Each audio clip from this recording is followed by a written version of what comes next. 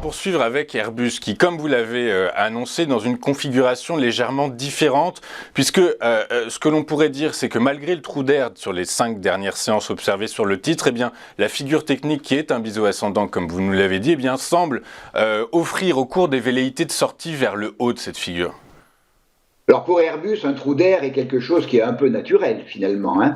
Alors, on a ici, là par contre j'ai pu tracer un véritable biseau, à savoir donc une oblique haussière basse où j'ai 3 et même 4 points, donc qui est propre, et une oblique haussière haute qui a 1, 2, 3, 4, 5 points, donc qui est propre également. Donc on est sur un terme plus court, réellement à l'intérieur d'un biseau qui est une figure d'essoufflement de la tendance haussière. Alors pour l'instant celle-ci est tout à fait propre.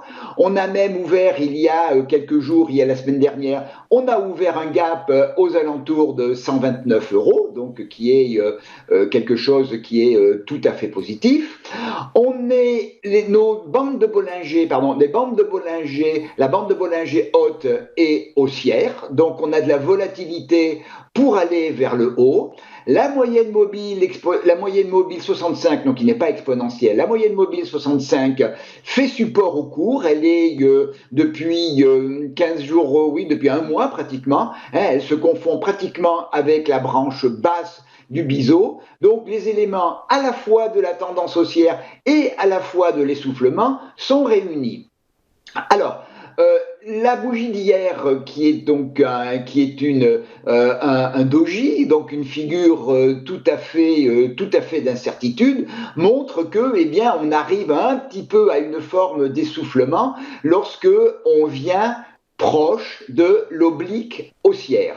Donc, le mouvement, il est toujours haussier. Je ne serais absolument pas surpris si dans les jours qui viennent, on assistait à une petite consolidation qui ne poserait pas de problème à condition que on ne vienne pas casser à la fois le support à 129,60 et le gap à 129 qui est juste en dessous. Venir retester cette zone donnerait même plutôt un peu de souffle pour pouvoir repartir à l'assaut de l'oblique haussière et des niveaux de résistance à 136,72 et 139,02. Alors, si la petite consolidation qui ne m'étonnerait pas se finissait par une rupture de la zone en fait 128-130 à grande maille, et surtout si derrière on venait à casser l'oblique basse de notre biseau,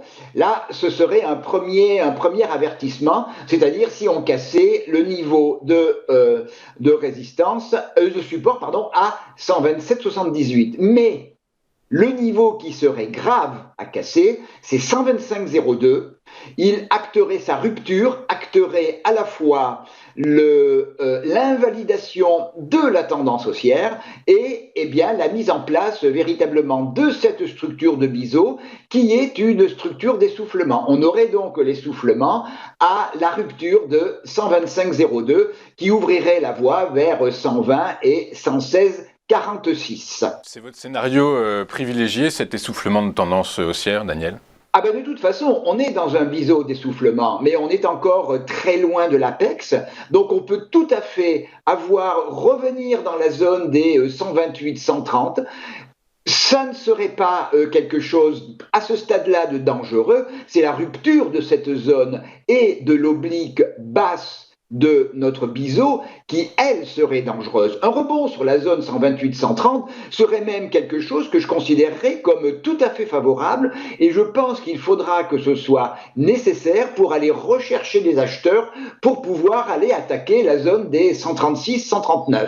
Et c'est bien sûr la rupture de 125 qui sonnerait véritablement le glas du mouvement. En plus, 125, c'est un niveau de polarité. Donc, il a toutes les raisons de son importance extrême dans l'ensemble du dispositif graphique.